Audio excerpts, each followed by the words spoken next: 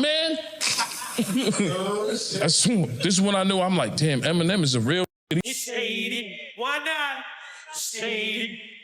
I don't hate Eminem. I don't know him to hate him. I don't hate white people. Tired of this shit, man. It's just too much. I don't want to be the bad guy. I got an 8-year-old son that I dropped off at school this morning. Come on, man. Come on, man. I'm all right. All me and Eminem got to do is sit down and talk with each other. Let's sit down. Eminem has left a longer list of lyrical casualties than almost anyone else in the rap game. No other artist comes close when it comes to dominance and lasting impact. With more than 224 million records sold worldwide, this isn't just success. It's total control of an era. Eminem isn't simply one of the best-selling rappers of all time. He's become one of hip-hop's most feared figures. From the very beginning, he built a reputation as unpredictable, aggressive, and completely unwilling to back down. Every verse feels intentional, like it's aimed at making a statement rather than just entertaining. Just weeks ago, Eminem stirred conversation again when listeners picked up on sharp lines directed at Kanye West on JID's track Animals. Whether subtle or direct, Eminem rarely misses when he decides to speak. That moment reopened a long-standing question. Are we ready?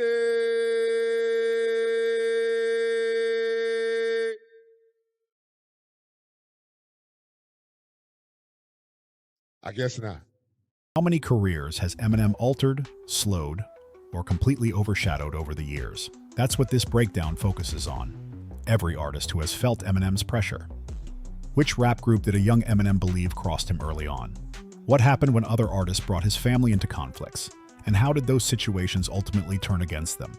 We also look at how one of the most controversial political figures responded after Eminem referenced her on his latest album. From his early underground recordings to his most recent releases, Eminem's lyrics form a clear pattern.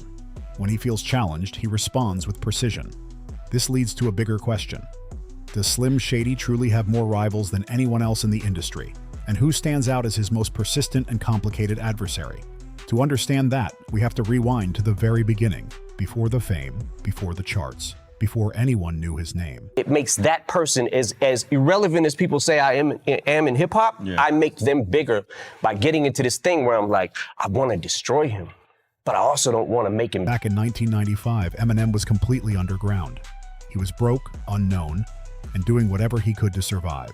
He hadn't released an album yet and was struggling to raise his daughter, Haley, while living below the poverty line. That pressure pushed him to take risks just to be noticed. One of those risks involved organizing his own live show and promoting it with printed flyers. On those flyers, he hinted that Detroit rap duo... They called it Diddy? Really? Yeah. I got Diddy's number. Just hit him up. Yo, Diddy, what up? Never. Insane Clown Posse might make a surprise appearance. It was a bold move. But there was a major problem. Eminem never had permission to use their name. When Insane Clown Posse saw the flyers, they shut it down immediately and told him to stop using their name. At the time, they likely viewed Eminem as just another struggling local artist looking for attention. What they didn't realize was that this moment would become the start of a long-term conflict. Eminem never forgot it. Years later, after his rise to global fame, he revisited that situation through his music. On tracks from the Marshall Mathers LP, he openly mocked Insane Clown Posse, criticizing their image, questioning their connection to Detroit, and painting them as outsiders rather than hometown representatives. The message was clear. Eminem used his platform to settle old scores in front of the entire world. While Insane Clown Posse maintained their loyal fan base, their mainstream credibility took a hit. Meanwhile, Eminem's reputation as a ruthless lyricist only grew stronger. But that feud was just the opening chapter. As Eminem's influence expanded, he found himself in conflict with one of the most powerful institutions in hip-hop media, The Source magazine. At the time, The Source wasn't just a publication. It was the gatekeeper of rap culture, capable of shaping careers through its famous 5-mic rating system. When Eminem released The Eminem Show in 2002, the album received 4 mics. For most artists, that would have been a win. For Eminem, it felt like a deliberate slight. He believed the score wasn't about music quality, but about bias. That belief set off a public feud with Raymond Benzino Scott, one of the magazine's co-owners. What followed wasn't just criticism. It became a full-scale industry clash. Eminem accused the magazine of favoritism and questioned its credibility, while Benzino responded by calling Eminem an industry creation rather than a true rebel. From there, the situation escalated quickly. Diss tracks, interviews, and public statements turned the disagreement into one of the most aggressive media battles in rap history. Eminem targeted Benzino's past, his music career, and his leadership at the source, framing him as someone abusing power rather than protecting culture. This moment marked a turning point. Eminem made it clear he wasn't afraid to challenge institutions, not just artists, and the fallout from that decision would reshape hip-hop media for years to come. Eminem didn't slow down after the first round. What came next was even more aggressive. His follow-up track, Nail in the Coffin, raised the intensity to another level. The record was personal, sharp, and relentless, turning every insult into a calculated punchline. The track wasn't just about mocking Benzino. Eminem used it to defend his credibility in hip-hop. Benzino kept pushing the narrative that Eminem didn't belong in the culture, suggesting his success wasn't earned. Eminem responded by pointing directly to his real-life experiences, emphasizing that his struggles were authentic and not manufactured for image. One section of the song became a turning point. Eminem painted a picture of long-term consequences, predicting a future where Benzino would lose influence, stability, and relevance. At the time, it sounded like exaggeration. But within a year, those words began to feel uncomfortably accurate. Not long after the feud peaked, the source became overwhelmed by legal issues, including a massive workplace lawsuit aimed directly at Benzino.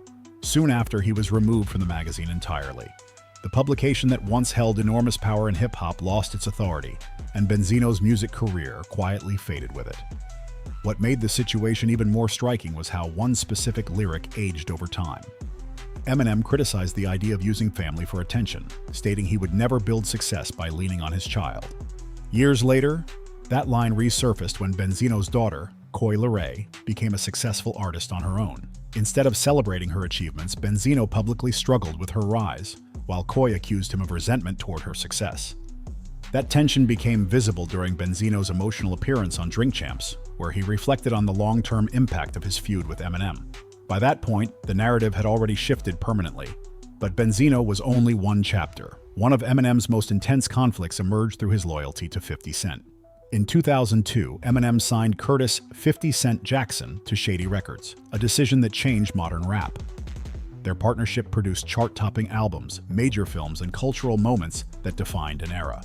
That alliance also pulled Eminem into one of hip-hop's most explosive rivalries. At the time, Ja Rule was one of New York's biggest stars, with massive commercial success. But behind the scenes, his conflict with 50 Cent had already escalated beyond music. Eminem later explained that he initially tried to calm the situation, but repeated provocations made that impossible. Everything shifted when Ja Rule released Loose Change and directed personal remarks toward Eminem's family. That moment erased any remaining restraint. From there, Eminem responded forcefully. He released multiple tracks framing Ja Rule as an artist controlled by industry forces rather than standing independently.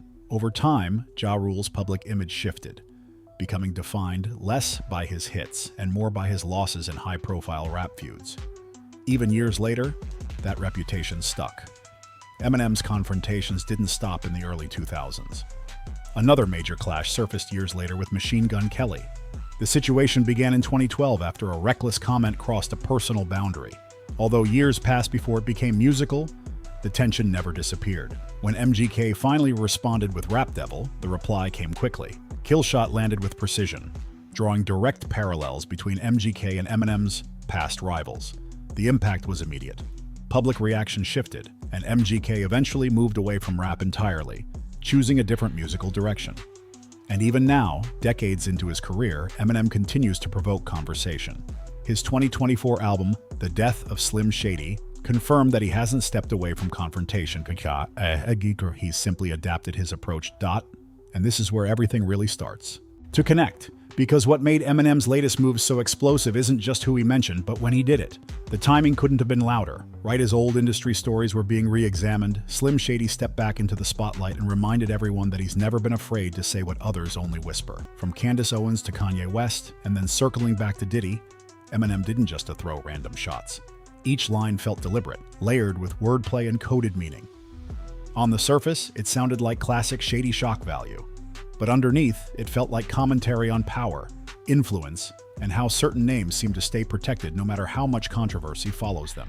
That's why fans went back through his lyrics with a magnifying glass. Bars that once sounded outrageous suddenly felt intentional, especially the ones referencing old rumors that the industry spent years brushing aside. Eminem has always played with exaggeration, but he's also known for hiding uncomfortable truths inside humor, sarcasm, and double meanings.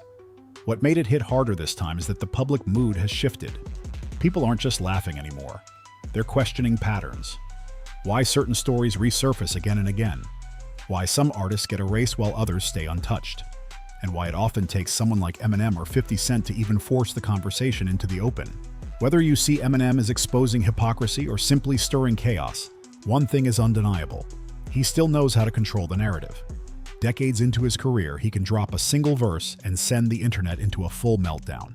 That's power very few artists ever achieve, let alone maintain. So the real question isn't whether Slim Shady went too far. It's why his words resonate so strongly every time the industry is under pressure. Maybe it's because controversy doesn't scare him, or maybe it's because he understands exactly where the cracks are. Either way, this chapter doesn't feel finished. If history is any indication, Eminem rarely throws a line without expecting consequences. And if more names get pulled into the spotlight, don't be surprised if he's already a step ahead. Drop your thoughts in the comments below. Hit like if you enjoyed the breakdown. Subscribe for more deep dives, hip-hop stories, and industry drama. And tell us who you want to hear about next.